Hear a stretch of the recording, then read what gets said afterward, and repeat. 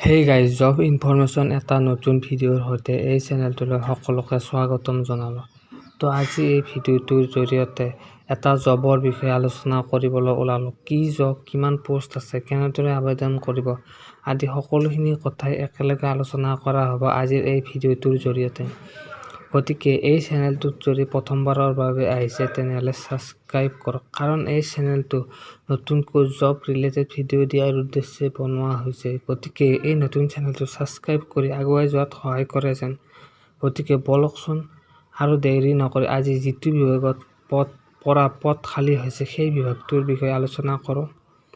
তো আজি ওলোৱা বিভাগটো হৈছে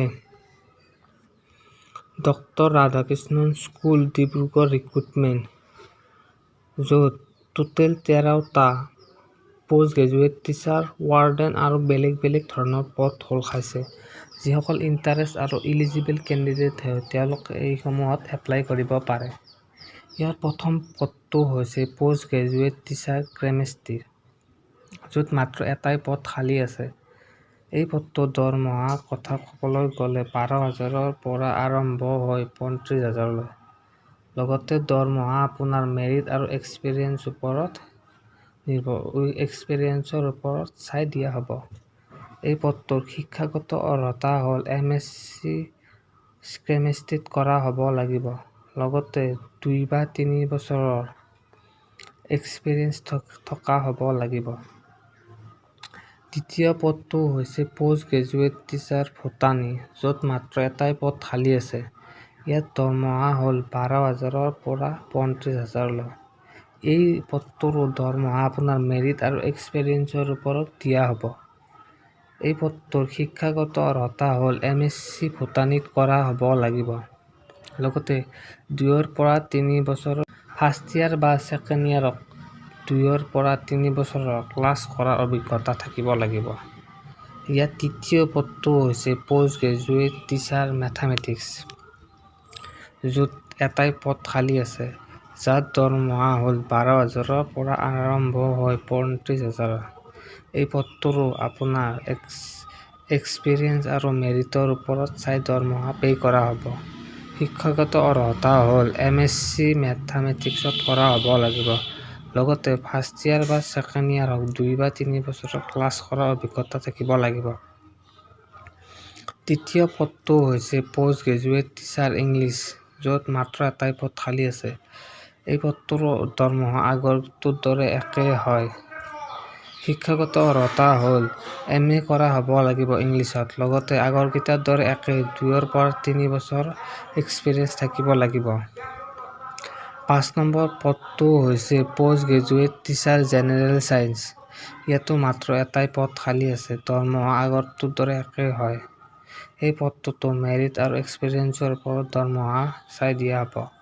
শিক্ষাগত অৰ্হতা হ'ল MSc ছায়েন্সত কৰা হ'ব লাগিব। লগতে বায়'লজি, কেমেষ্ট্ৰী এনেকুৱা ধৰণৰ ছাবজেক্ট থাকিব লাগিব। এই পদটো আগৰটোৰ দৰে একেই হয়। এক্সপিৰিয়েঞ্চ 2 পৰা 3 বছৰ। তো ইয়াৰ 6 নম্বৰ পদটো হৈছে ৱাৰ্ডন, যাৰ পদ খালী আছে 4টা। দৰমহা হ'ল 9,000ৰ পৰা আৰম্ভ হৈ 20,000লৈ। লগতে মেৰিট আৰু এক্সপিৰিয়েঞ্চৰ ওপৰত ইয়াত দৰমহা বেছ কৰা হ'ব। এই পদটোৰ শিক্ষাগত অৰ্হতা হ'ল গ্ৰেজুৱেট কৰা হ'ব লাগিব যিকোনো এটা বিভাগৰ পৰা। আৰ্টছ, ছায়েন্স, কমাৰ্চ যিকোনো এটা বিভাগৰ পৰা আপুনি গ্ৰেজুৱেশ্যন কৰা হ'ব লাগিব এই ৱাৰ্ডন পদটোৰ বাবে। এই পদটো অকল মেলৰ বাবে। 7 নম্বৰ পদটো হৈছে ৱাৰ্ডেন, যিটো ফিমেলৰ হয়। ইয়াত টোটেল 4টা পদ খালী আছে। দৰমহা হ'ল 9,000ৰ পৰা 20,000লৈ। এই পদটো আগৰটোৰ দৰে মেৰিট আৰু এক্সপিৰিয়েঞ্চৰ ওপৰত চাই দৰমহা দিয়া হ'ব। এই পদটোৰ এডুকেশ্যন কোৱালিফিকেশ্যন হ'ল গ্ৰেজুৱেশ্যন কৰা হ'ব লাগিব আপুনি। এই পদসমূহৰ বাবে আপুনি কোনো ধৰণৰ এপ্লিকেশ্যন ফিজ পে' কৰিব নালাগে। তো যিসকল ব্যক্তিয়ে এই পদসমূহত আবেদন কৰিব বিচাৰে তেওঁলোকে ইয়াত এটা ইমেইল এড্ৰেছ দিয়া আছে। এই ইমেইল এড্ৰেছটোলৈ আপোনাৰ CV খন পঠাব লাগিব। আৰু নতুবা আপুনি কি কৰিব পাৰে, doctor Radhakrishnan school of arts, commerce, science, Amolapatty, Dibrugarh, Assam 786,001 এই এড্ৰেছটোলৈ 15 মেৰ আগত আপুনি গৈ নিজে আবেদন কৰিব পাৰে। যদি এই পদসমূহৰ বিষয়ে কিবা জানিব বিচাৰে তেনেহ'লে মৰ্নিং 9 বজাৰ পৰা গধূলি 4 বজাৰ ভিতৰত ইয়াত দুটা হেল্পলাইন নম্বৰ দিয়া আছে। এই হেল্পলাইন নম্বৰ দুটাত ফোন কৰি ইয়াৰ বিষয়ে আৰু ভালকৈ জানিব পাৰিব। তো আজিৰ ভিডিঅ'টো আছিল ইমানখিনিয়ে।